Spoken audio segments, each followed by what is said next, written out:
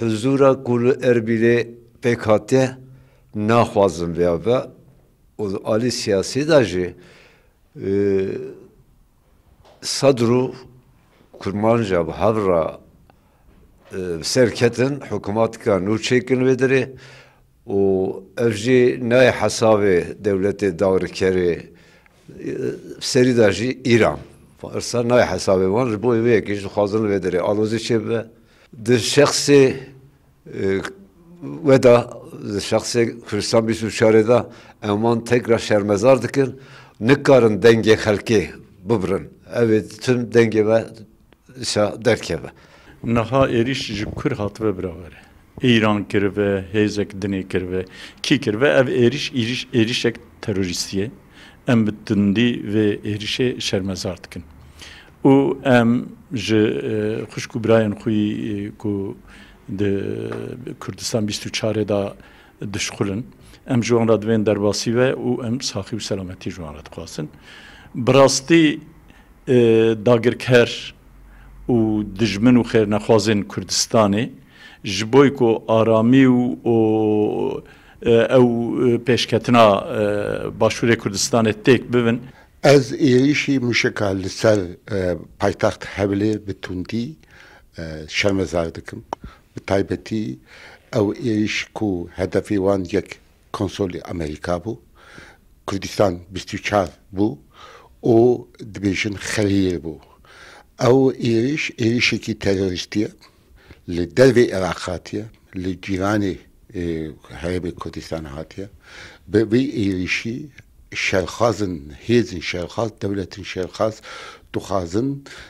hemberê siyasetê aşîtiyane û demokratîk li rojhilata navîn derkevin ji ber ku Kurdistan biçar medyayekî herî giring e li Kurdistana Başûr li Herêmê Kurdistan û Kurdistan 24 ne tenê li Herêmê Kurdistan lê dervê Herêmê Kurdistan jî her çarpêçê Kurdistan tê temaşa kirin û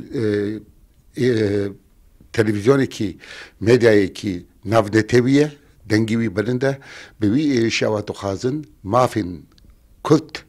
û mafê însanê din ji wergirtina înformasyon û înformasyonên rast û rast jê bikin û ew êrişî sermedya nayê qebûl kirin. Welatê me Başûrê Kurdistanê hûn baş dizanîne ku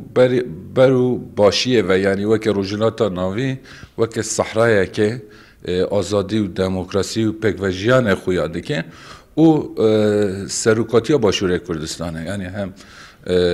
Serok Berzanî hem Nêçîrvan Berzanî hem Mesrûr Berzanî ew berjewendiyê Kurda her qadî de diparêzin. Hûn dizanî piştî referanduma 2017 pêwajiyeke nû dest pê kir. Kurd bêhtir dixwazine ku ew daxwazê xwe û yê destûra bingehîn de heye taybetî jî madde 140 ew derê cihên Kurdistanî û îhtilaf û nebin hikma حکومت کردستان دهی رفراندوم ویده بکرین و بکوه داخلش بوده یکی جی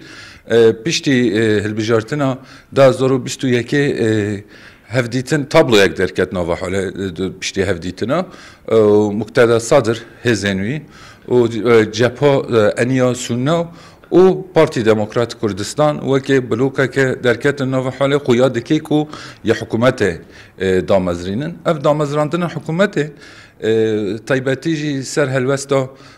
Sedr xuya ew hêzên ser Îranê û hejdî şeعبî bên tasfiye kirin yanî an jî hêza we bêjkandin û bandora Îranê hûn dizanî salên davî de ser Iraqê ser Bexda pir zêde bibû